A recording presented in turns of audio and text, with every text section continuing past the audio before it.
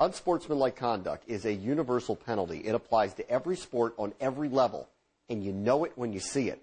It's obvious when one player purposefully eye gouges another. It can be debatable when a planned touchdown celebration is concocted. What is rare is when women athletes are involved in any type of this behavior. Thus, what happened yesterday during a college soccer game in Provo, Utah, is practically unbelievable. University of New Mexico junior defender Elizabeth Lambert, pictured here, has been suspended indefinitely for her actions in Thursday's match against BYU of the Mountain West Conference Championship. You saw her kind of punch Carly Payne from BYU in the back after they were jostling, and then she fights through Cassidy Shumway here, knocks her to the ground, and then Lambert takes Payne's legs out without touching the ball, and then Shumway gets tangled up, and then there was this one, grabbing Shumway's ponytail and pulling her down to the ground. The referee said they did not see a lot of this. Lambert goes after another hard challenge, challenging a BYU player. She was never pulled from this game.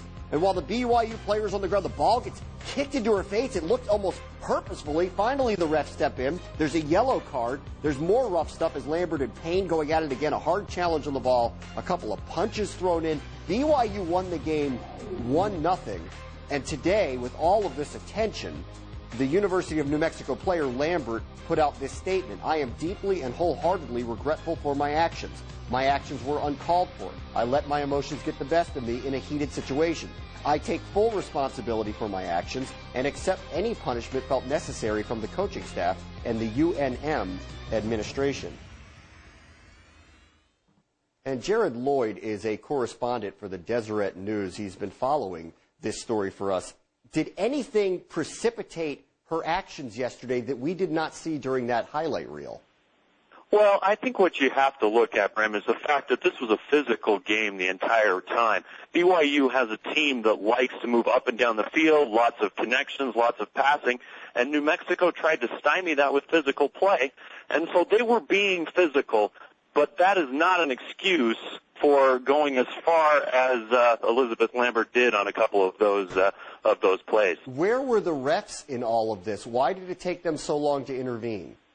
Well, I think what I just said is part of the reason. It was a physical game. It was back and forth, and they kind of allowed it to be that type of game. They didn't call a lot of penalties. They called a few, but very few cards. In fact, I think there was only the one card in the entire game. And so the players adapt to the way the game is being refereed.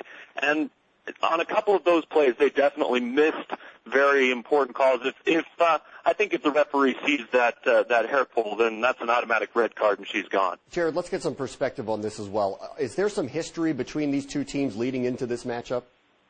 Well, they played earlier in the season, and BYU played one of their best games of the year. They really destroyed New Mexico 3-0. I don't know if I would say that this is really an intense rivalry that you would expect this type of performance from.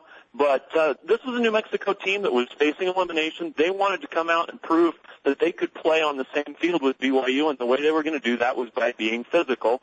And they did that for much of the game, played pretty well overall. Unfortunately, the attention's got to go to the performances that were less than sportsmanlike. How about the coach of the New Mexico team? Where is the take on that at this point? Obviously, a lot of these actions are way over the line. What is the take from that perspective? Well, I think she knew she had to take some steps. And when you go back, when you watch the game in real time, it's harder to notice the exact extent of these things because there's so much back and forth, the ebb and flow of the game. But when you go back and look at it, she knew that Elizabeth Lambert crossed the line, and that's why the response from New Mexico was so quick, being suspended indefinitely.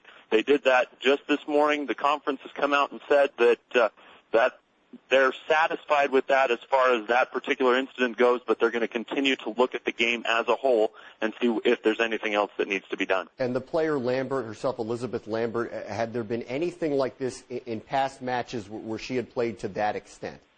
Not that I know of. I know she's a physical player. She plays that back line, and New Mexico has some very talented players, but they're a physical team. They like to get after you. They like to try and get in your head a little bit and try and make you make mistakes. That's an aspect of the game that I think can work really well. Unfortunately, she went too far this time. This is playing as bizarrely unusual to us in these walls. Out there, have you ever seen anything like this, whether it's this team or another team playing to that extent? Oh, I've never seen anything quite this extreme. Now, I've seen a lot of players in different games, including soccer, lose their head. They do something stupid. They throw a fist. They grab the hair. They do something just incredibly dumb. We've seen that throughout sports, but this is very uncommon, and I don't think you'll see this very often at any level. The fact that it just continued throughout the whole game. Jared Lloyd, a correspondent for the Deseret News. Thanks for joining us today. Thank you.